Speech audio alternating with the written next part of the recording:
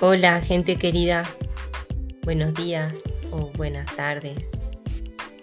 Hoy tenemos para compartir un artículo que puede ser de interés para, en general, la gente interesada por el autismo, en particular profesionales de salud, pero también como actualización más en general para gente que se dedica a la fonoaudiología o a la otorrinolaringología. El artículo tiene el título Disminución de la tolerancia al sonido en el autismo. Comprender y distinguir entre hiperacusia, misofonía y fonofobia. Y está escrito por Zachary Williams.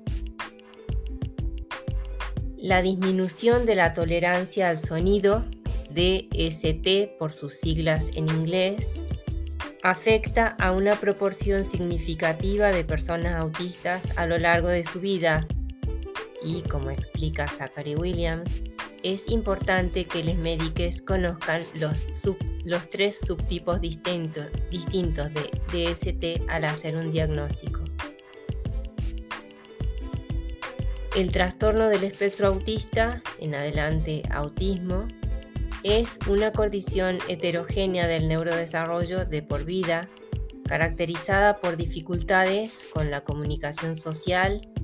comportamientos repetitivos y reacciones atípicas a los aspectos sensoriales del entorno.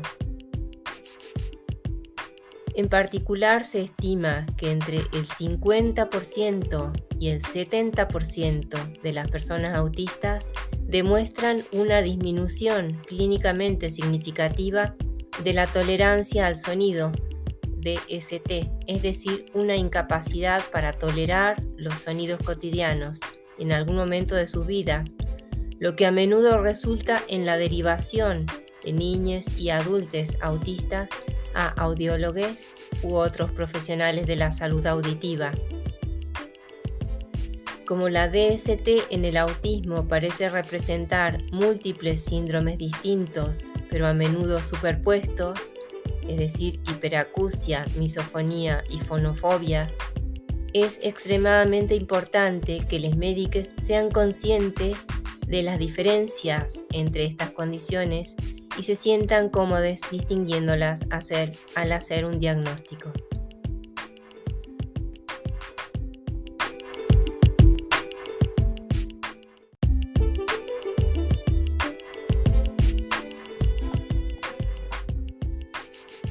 La hiperacusia es un trastorno auditivo en el que un sonido de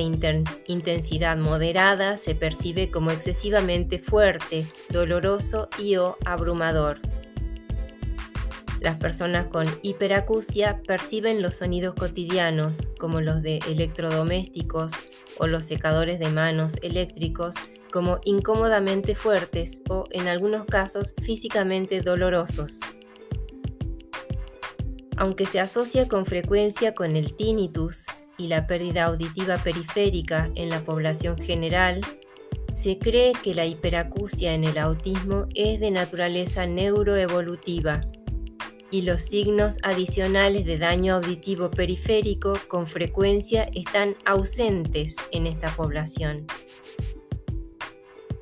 Como en los casos de hiperacusia no asociada con el autismo, las pruebas audiométricas de niveles de volumen incómodos pueden respaldar el diagnóstico, aunque esta prueba generalmente solo es apropiada en adolescentes y adultos sin un deterioro cognitivo o del lenguaje significativo.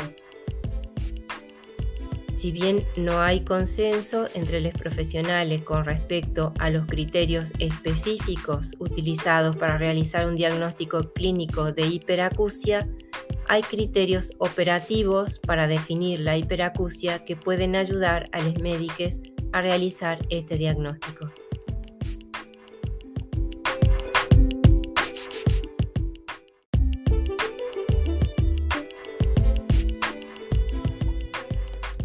La misofonía es una afección recientemente descrita en la que las personas tienen respuestas emocionales excesivas e inapropiadas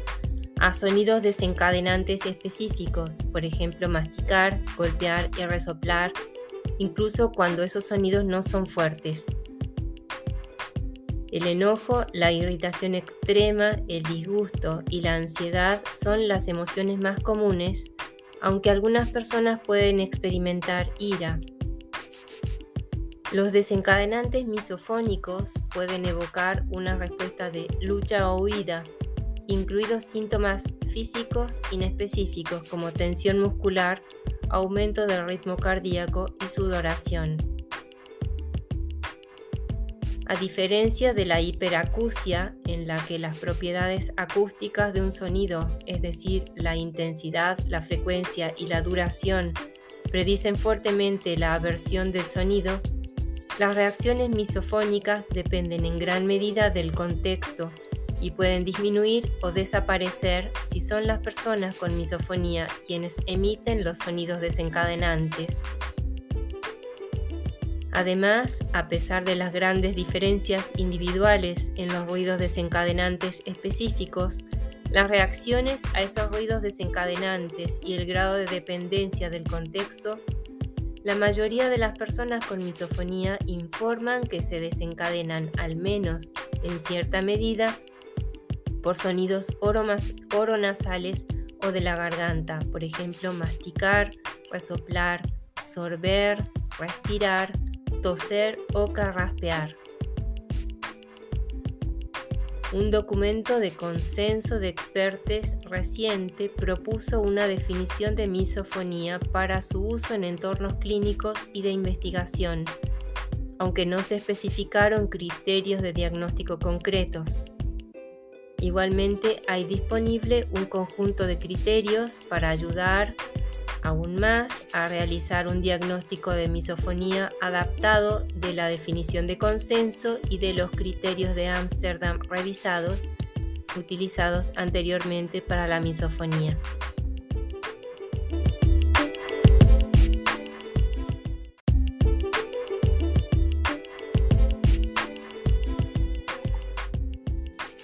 Aunque la palabra fonofobia se ha utilizado para referirse a múltiples síntomas y condiciones dentro de la literatura médica, por ejemplo, hiperacusia, DST episódica asociada con dolores de cabeza y alteración del volumen debido al daño del nervio facial, el término aquí se usa para referirse a un miedo marcado o ansiedad por sonidos específicos o situaciones en las cuales una persona puede encontrar sonidos desagradables. En otras palabras, la fonofobia se refiere a una fobia específica al sonido, tal como se define en el Manual Diagnóstico y Estadístico de los Trastornos Mentales, quinta edición, DSM-5 y su próxima revisión de texto. La fonofobia puede circunscribirse a sonidos muy específicos o generalizarse a todos los sonidos con cualidades específicas, por ejemplo, sonidos fuertes, agudos, repentinos, inesperados o sonidos asociados con un objeto o situación temida. Sin embargo, en todos los casos, el diagnóstico solo es apropiado si el sonido o situación fóbico casi siempre provoca miedo o ansiedad, y este miedo o ansiedad es desproporcionado con respecto al peligro que representa el objeto o situación específica. En particular, la fonofobia puede desarrollarse de forma secundaria a otras condiciones de DST, como hiperacusia o misofonía. Sin embargo, en los casos en que los sonidos temidos provoquen dolor significativo, incomodidad auditiva u otros síntomas físicos, se debe reservar un diagnóstico adicional de fonofobia para las personas que experimentan miedo y ansiedad en un grado mucho mayor de lo que se esperaría de una persona con los mismos síntomas, nivel de hiperacusia, misofonía. En casos particularmente severos de hiperacusia, en los que ciertos sonidos pueden causar un dolor extremo que persiste durante varios días después de la exposición, Se puede argumentar que el miedo y la evitación de los sonidos aversivos no son excesivos ni irracionales, y la fonofobia solo debe diagnosticarse si un individuo demuestra el mismo marcado miedo a los sonidos que no se sabe que exacerban en gran medida sus síntomas de hiperacusia.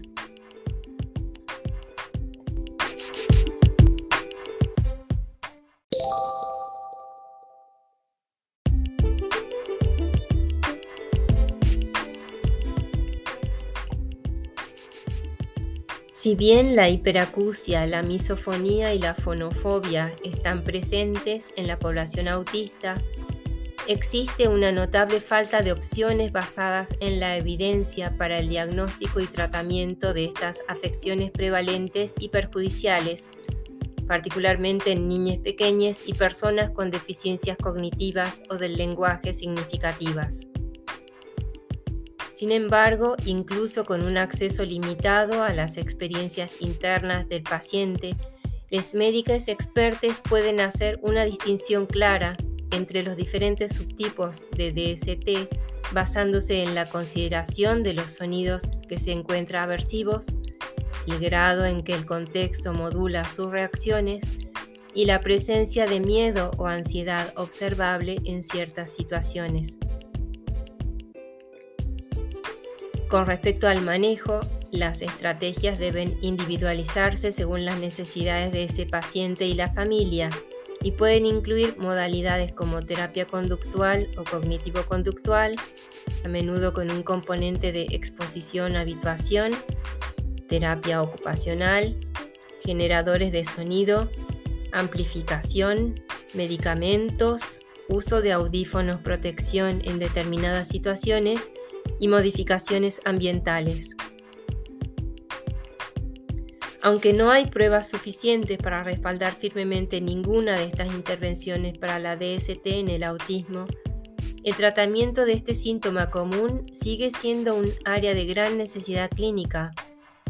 Por lo tanto, se necesita desesperadamente investigación básica y clínica adicional sobre la DST en el autismo y otras poblaciones para mejorar la vida de los millones de personas que experimentan estos síndromes de sensibilidad al sonido que a menudo son incapacitantes. Agradeciendo a Zachary Williams la escritura de este artículo y a ENT y Audiology News que lo haya dejado disponible. Nos despedimos deseándote muy buenos días o buenas tardes. Chao, cuídate.